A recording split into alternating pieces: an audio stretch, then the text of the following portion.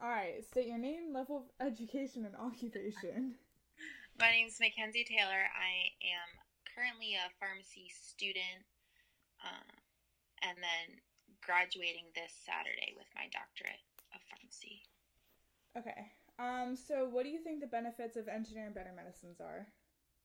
So, the benefits of engineering better medicines are that we're now able to treat diseases that have historically been hard to treat. And then also some diseases that have been out there for a while, we're able to formulate better medicines so that people can be more adherent and um, has led to curing diseases that we haven't been able to cure, and then also just better treat some of those diseases that we have had less good medicines for. Okay, so walking through a process of creating a medicine, how long does it normally take and what are the resources that you use? So I think that it depends on whether or not there's been treatments out there in the past. A lot of times for some of the antibiotics that have been out there for a while, they're able to just change little components of the structure of the medicine to either make it last in the body for longer, so then people have to take it less frequently, would be one example. But then there have been new medicines for diseases that we've never been able to treat that, can take a really long time from start to finish, like years, to develop these medicines for those diseases that we have never had any for. Okay. Have you been a part of a medical discovery or a clinical trial that used engineering better medicines? If you haven't, would you want to be, and what would it be about? So I have not been a part of a clinical trial, but there's a lot of research going on at the pharmacy school, starting from the ground of working the in rats and animal studies, and then kind of progressing into clinical trials with human studies.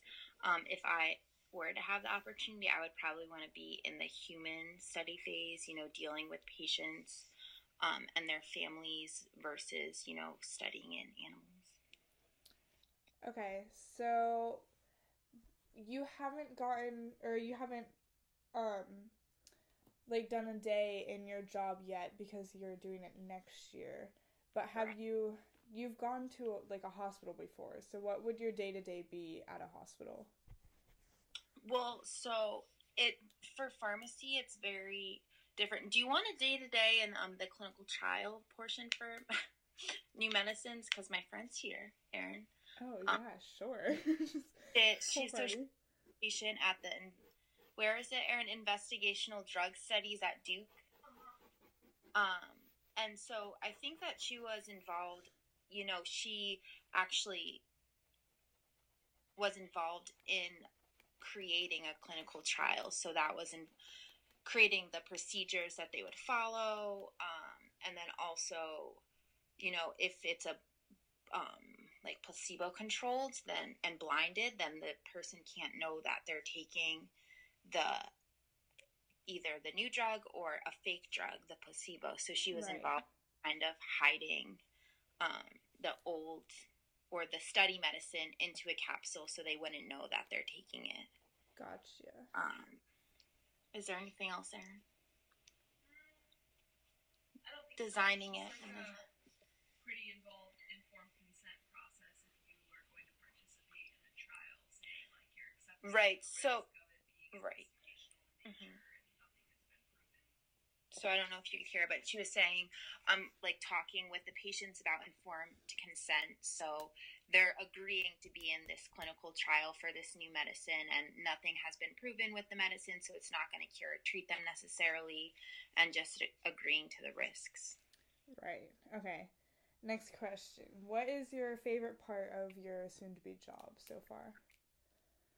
So for me, so I'm not really dealing with new medicines, but kind of the old ones and figuring out, once they come out with this new medicine and it's supposedly better than any medicine that we have out there, I'll be on the side that's deciding whether or not insurance is going to pay for it. Gotcha. So I think that that's kind of interesting to be like, well, they just came out with this brand new drug and supposedly it's better, but really looking at the clinical trials after they've been published and deciding whether or not it's going to be covered by insurance or not. So I guess the fact that you're able to, if you are deciding to cover this new drug and it helps a lot of people, you're able to help, potentially millions of people versus just one person at a time. Awesome. Okay, yeah. Those are the end of the questions. So thank you for helping me with my